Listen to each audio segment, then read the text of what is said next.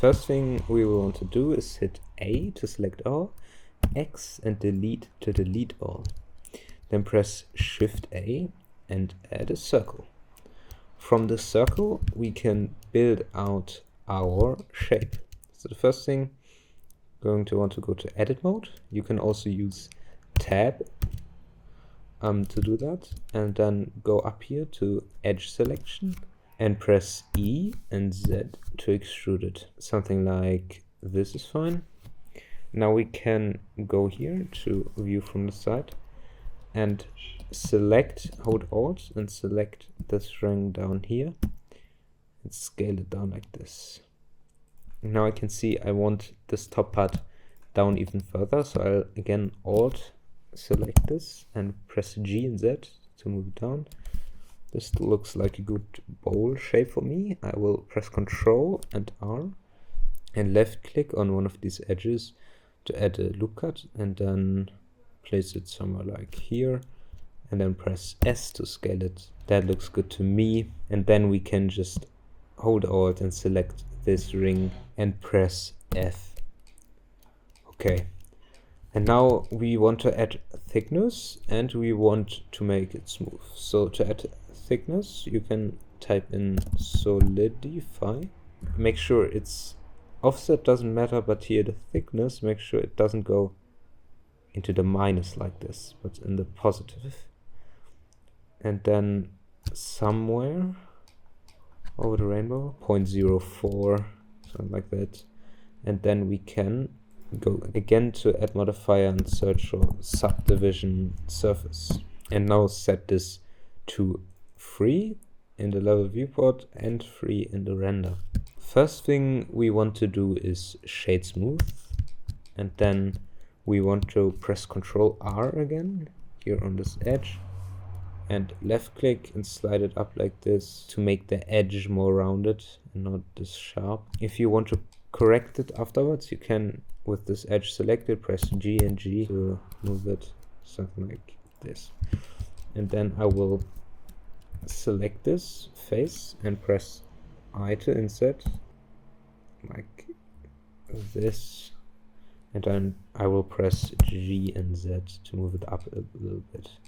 Okay, now I will go back to object mode, and on the solidify modifier, this with the cube, go to this drop down and hit apply. Okay, and now when we go back to edit mode, it's still unclear to see, so we can disable this modifier in edit mode. And now we want to add this thing, so press Ctrl R and move it out somewhere like there, and then press Ctrl B to bevel it, and make sure you don't scroll up but are all the way scrolled down so it's only one edge, something like this, and then just press E and extrude it down like this. And now in object mode it looks beautiful. Now we can also add a loop cut here. And now we have our bowl shape. Now we can go to the shading tab and just hover over these edges until these two arrows appear. Then right click and press join areas and drag it to the left. Right click, left click join areas, left click on the left. Now we can zoom in here and with the selected create a new material, call this ceramic. I don't know how it's spelled, but maybe that is correct. Shift A, search noise, and then hit noise texture, and then search ramp.